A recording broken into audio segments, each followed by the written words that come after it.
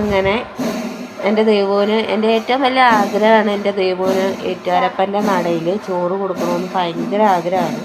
അങ്ങനെ അത് സാധിച്ചു. അവൾ വലിയ വാശിയും ബഹളമൊന്നും ഇല്ലാതൊക്കെ ഇരുന്നു കേട്ടോ, കുറുമ്പൊന്നും കാട്ടാതെ ഇരുന്നു കേട്ടോ. പിന്നെ ആദ്യം സതിയേട്ടനാണ് ചോറ് കൊടുത്തത്.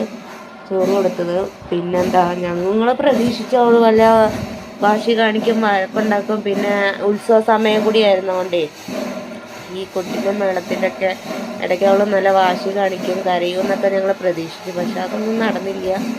പിന്നെ എന്താ, സതിയേട്ടൻ ചോറ് കൊടുക്കുമ്പോൾ ഇച്ചിരി ഉപ്പ് കൂടിയെന്ന് തോന്നുന്നു. അത് ആ മുഖത്തെ എക്സ്പ്രഷൻ ഇപ്പോൾ കാണാൻ പറ്റും. ഇപ്പോൾ എന്താ മുഖത്ത് വേണ്ടെന്നൊക്കെ എന്താ എക്സ്പ്രഷൻ ഇപ്പോൾ കാണിക്കും. പിന്നെ എന്താണ്, അത് കഴിഞ്ഞിട്ട് ഞാൻ അവൾക്ക് ചോറ് കൊടുത്തു.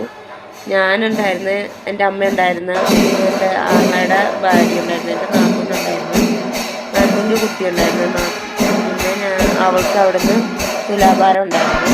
തുലാഭാരം തൂക്കിയപ്പോഴും അതെ അവൾ കരയുമെന്നാണ് ഞങ്ങൾ വിശ്വസിച്ചത്. പക്ഷേ അവൾ കരഞ്ഞൊന്നുമില്ല. അവൾ ഒരു ഊഞ്ഞാലിലാടുന്ന പോലെ തന്നെ ഇങ്ങനെ ആടി രസിച്ച് അവളെ കടന്നു. അപ്പോൾ ഞങ്ങൾ കരയുമെന്ന് പ്രതീക്ഷിച്ചു. അതൊന്നും അറിയില്ല. അത് കഴിഞ്ഞ് ഞങ്ങൾ താലി കെട്ടിയ അമ്പലത്തിൽ പോയിട്ട് അവിടുന്ന് ചോറിൻ്റെ വീഡിയോ ഒന്നും കിട്ടിയില്ല. അവിടെയും കുട്ടിക്ക് ചോറൂണും തുലാഭാരം ഉണ്ടായിരുന്നു.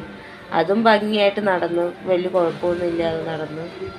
അങ്ങനെ ഞങ്ങൾ ചോറൂണൊക്കെ കഴിഞ്ഞു.